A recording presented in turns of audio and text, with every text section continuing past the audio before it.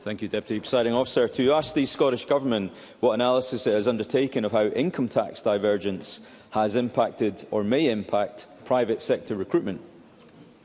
Minister Tom Arthur. Our tax policies are grounded in evidence, and we regularly monitor data on the tax base throughout the year, as well as engaging with business organisations to understand the trading conditions they face.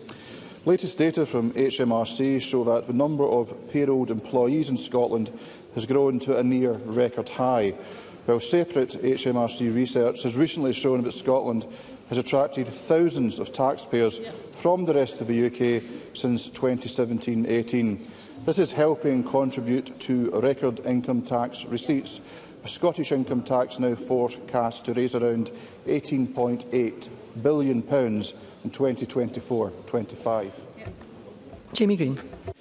Of course, the Minister is keen to quote figures which are 4 years out of date. Since then, of course, we've seen massive tax hikes in Scotland.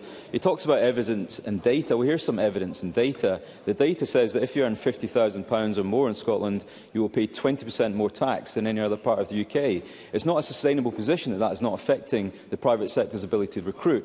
Every commentator says it. The IOD, the Scottish Chambers of Commerce, the Scottish Financial Enterprise, even the Scottish Fiscal Commission itself is warning of tax divergence and its effect on recruitment. So will the Minister not accept that business is telling us and telling the Government that increased tax levels in Scotland are hammering their ability to recruit well-paid jobs here in Scotland? Minister.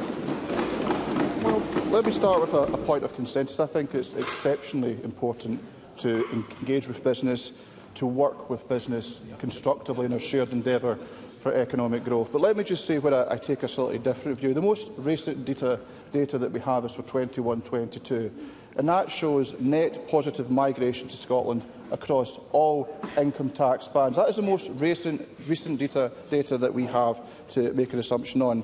The second point I would make to the member is this. It is important to look holistically in the round. For example, the significant divergence in average property prices in Scotland compared to the rest of the UK, the significant difference in average council tax compared to the rest of the UK. And if a young professional is so fortunate to be in a position where they are earning £50,000 a year and they have been through an undergraduate university course in Scotland, unlike their counterparts in England, they're not going to be carrying the better part of 30 grand's worth of tuition fee debt. So across a range of measures, we use our progressive income tax policies in Scotland to deliver not only a competitive environment, but the best social contract on offer anywhere in these islands. And a brief supplementary, Jackie Edinburgh. Opposition members often highlight concerns about potential impacts of Scotland's progressive tax system.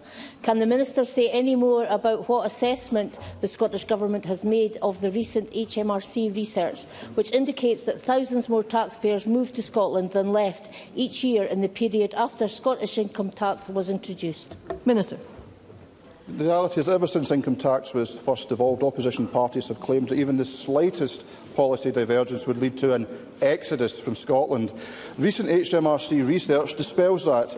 Growing numbers of taxpayers are leaving the rest of the UK for Scotland, with net inflows averaging 4,200 each year between 2017-18 and 21-22. In the last available year of data, taxable income grew by around £200 million due to this movement of taxpayers. I'll leave it to others in this Parliament to explain how slashing taxes and running down public services would make Scotland a more attractive place to live. Question number 7.